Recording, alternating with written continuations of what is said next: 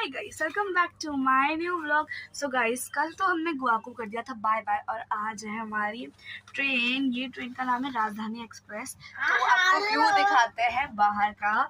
And आज finally हम लोग निकल रहे हैं वापस से और कल तक पहुंच जाएंगे हम लोग। तो बहुत ज़्यादा मजा आने वाला है। आपको बाहर का व्यू दिखाते हैं एंड अपना टाइम पास भी दिखाते हैं। अभी ट्रेन रुकी हुई है। सब हम बोर हो रहे हैं, क्या करें।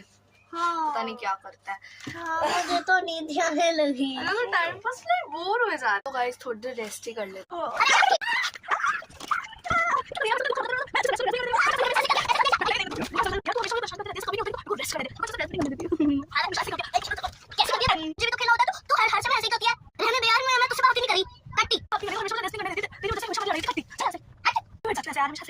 बोर हो रही हूँ, क्या करूँ।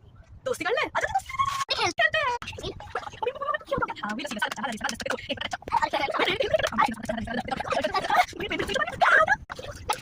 हम पागल हो गए हैं।